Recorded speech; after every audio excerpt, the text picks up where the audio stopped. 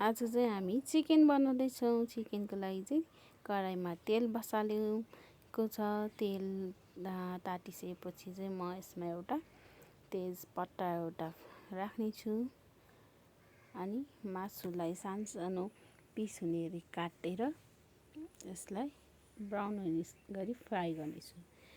तेजपत्तालाई मैले फ्राई गरेको छु।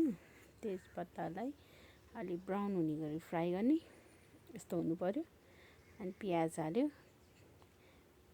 प्याजलाई पनि ब्राउन हुने गरी फ्राई गर्ने हो। एकछिन राख्ने बित्तिकै यस्तो ब्राउन हुन्छ। त्यसपछि म चिकनलाई राख्दैछु। यो चाहिँ हाफ केजी चिकन हो। हाफ केजी चिकनलाई चाहिँ मैले मजाले यो ब्राउन हुनेन्जेल फ्राई गर्नेछु।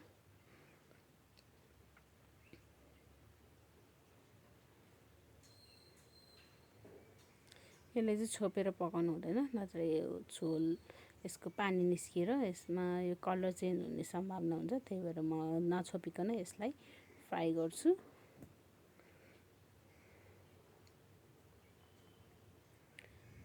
बेला बेलामा चलाउनु पर्ने हुन्छ, नत्र भए तल तासिने सम्भावना हुन्छ अनि मासु टुक्रा टुक्रा हुने पनि हुन्छ। धेरै पनि चलाउनु हुँदैन। ब्राउन भयो। अब म यसको लागि गोलबेरा काट्दैछु। गोलबेरा चाहिँ 4वटा जति राख्दा हुन्छ हाफ केजीको लागि। गोलबेरा चाहिँ धेरै मसिनो पनि गर्नु पर्दैन, ठिक्क ठिक्कको अलि पाकेकै गोलबेरा लिएको छु मैले। त्यही भएर यसलाई मसिनो ठिक्क अनि फ्राई भइसकेको छ। यसमा चाहिँ अहिले नुन हालेँ मैले, मसलाहरू हाल्न रेडीमा छु। यो चाहिँ बेसार, नुनपछि बेसार, जिरा धुलो, यो चाहिँ अदुवाको धुलो अनि खोर्सानीको धुलो अनि यो मिट मसला 1 चम्चा जति हालेको छु। यसलाई चाहिँ मजाले अब चलाइदिउँ। चलाएर अब मसलालाई पनि भुट्नुपर्ने हुन्छ।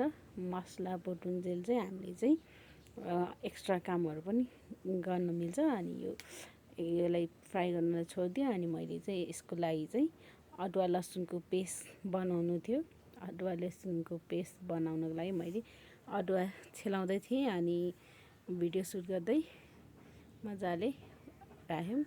अदुवा पेस्ट चाहिँ त्यो तेलमा डढ्ने सम्भावना हुने भएकोले गर्दा मैले गोलबेरा हालिसकेको छु। गोलबेरा हालिसकेपछि मैले अदुवा लसुन चाहिँ हाल्दैछु।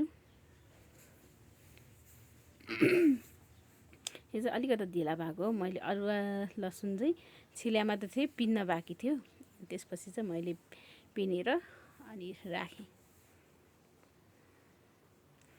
यो चाहिँ मैले बिर्सेको, पहिल्यै पिस्न बिर्सेको, त्यही भएर अलि ढिला भयो। खास त गोलबेराभन्दा अगाडि नै राख्नुपर्ने हुन्थ्यो, तर मैले चाहिँ बिर्सेर यो पछि राख्दैछु। पछि राख्दा पनि केही फरक पर्दैन, यो झन् स्वाद माथि आउँछ।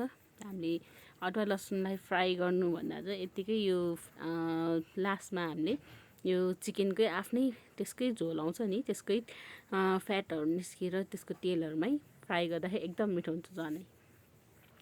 यो अहिले यो फिसहरू आइरहेको छ नि, यो चिकनकै आफ्नै नेचुरल त्यो तेल निस्केको छ। त्यसमा अब मैले चाहिँ यो अदुवा लसुनलाई फ्राई गरेको छु। झन् मिठो हुन्छ, मिठो भएको पनि थियो यो।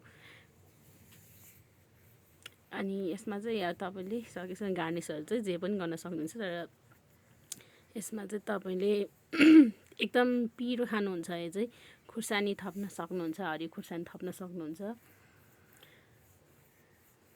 मेरो चाहिँ यहाँ बच्चा भएको कारणले मैले चाहिँ कम मात्रै खुर्सानी राखेर पकाएको छु। यसरी पनि तपाईँहरूले मिठो गरी खान सक्नुहुन्छ। धन्यवाद।